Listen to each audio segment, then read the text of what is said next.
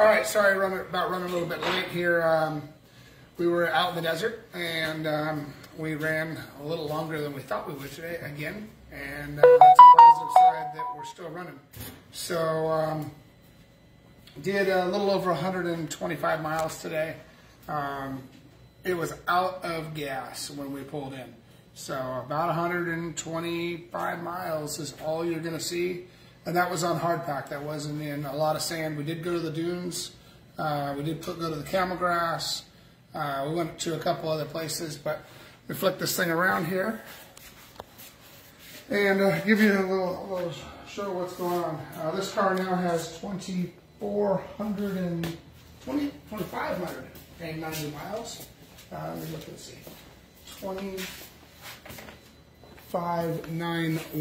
2591, right there. 2591, and I guess this should show 94. But do a little walk around. Put some miles on today. Put some hard miles. Camel grass was really hard on things. I believe this is part of camel grass.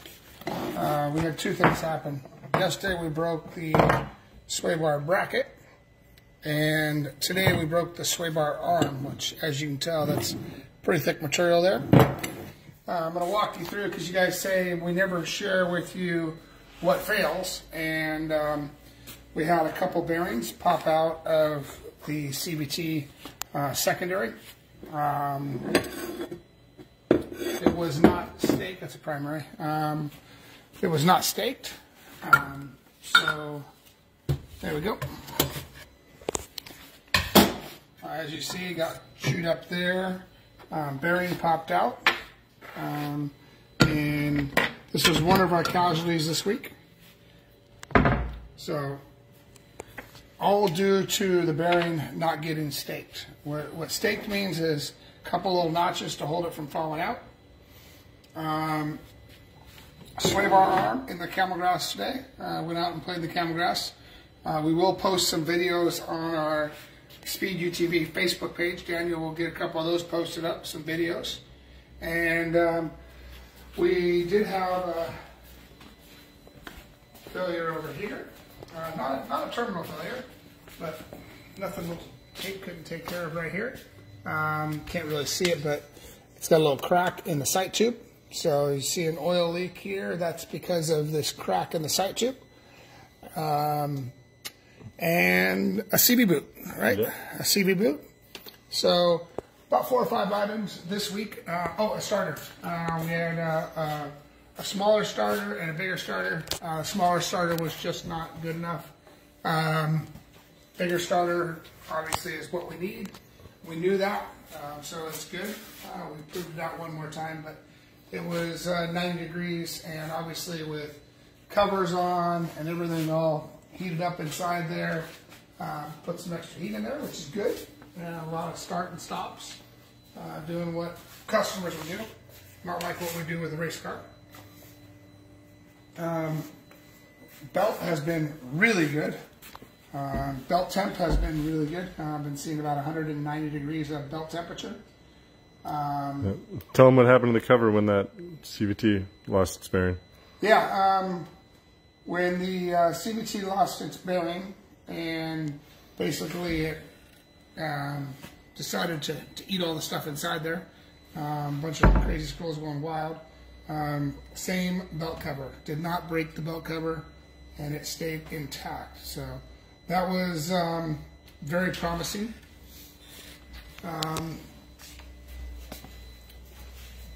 Lots of good stuff.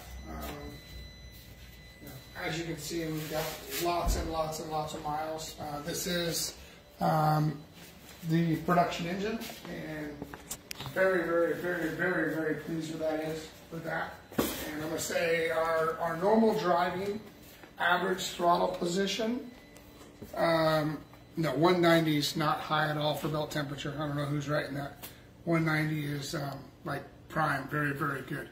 Now we're talking 80, 90 miles an hour on gravel roads. A belt temp does not worry me till about 245. Is about where I start really getting worried about with the belts. But 190 is very, very good. You think about when we ran tires at NASCAR, we'd see 230, 240 on tire temperatures. So when people see that kind of number on a belt, they get worried, but it's pretty common for rubber and belt material like a tire, and that's basically the same thing as a CVT belt. So I'll look through and see if I got any questions of the day. We will post videos, some flybys, some downhills, some rock crawling, some camel grass, which is very, very hard on the vehicle. We'll share with that. Did I bicycle? I don't think we bicycled today. Never. No, I don't think so. Very, very stable. No San Felipe this year. Full focus on speed UTV. How with the ride-alongs? Hi, Argentina. How are you? Miss you guys, too. It's unfortunate we haven't been there in a while with Dakar, but thanks.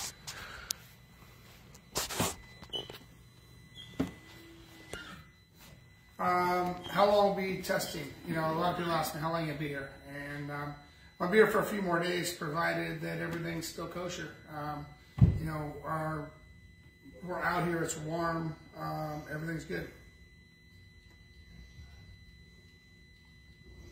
Same air filter the whole time, too? Yes. Someone asked, will we get corrective on action with the CVT manufacturer? Yes. And that is something we will do. All this stuff gets documented. You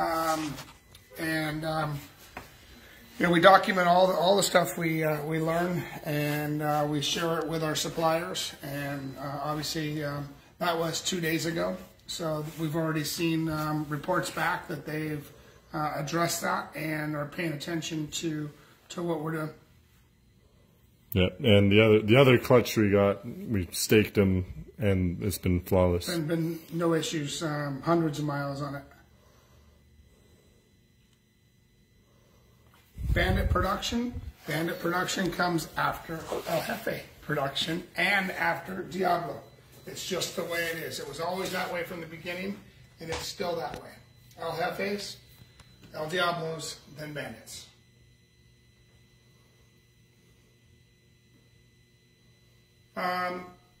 It'll be governed for production at 86 miles an hour, but today uncorked on gasoline, not E85, I just saw 102 miles an hour.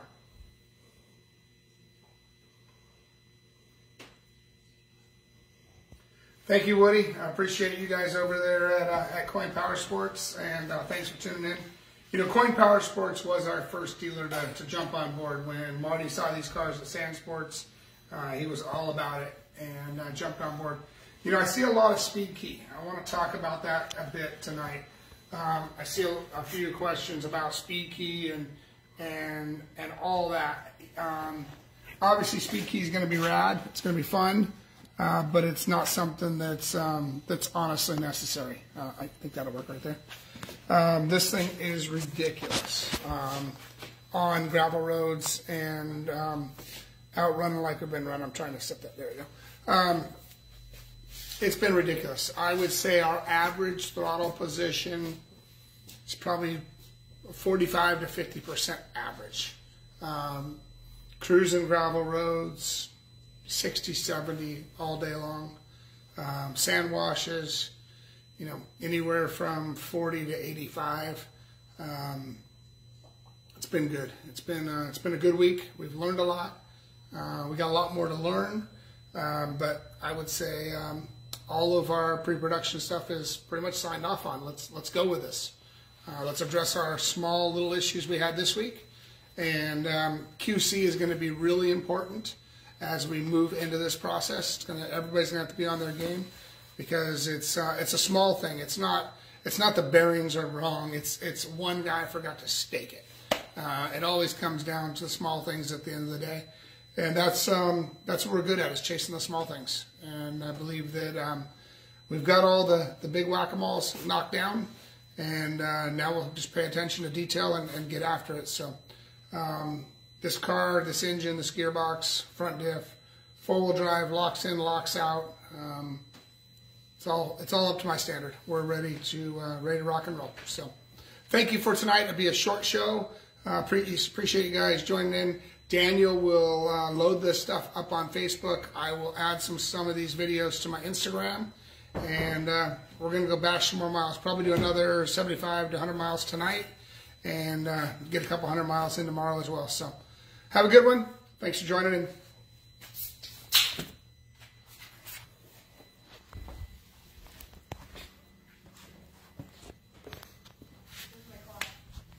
Where's your car? You didn't make your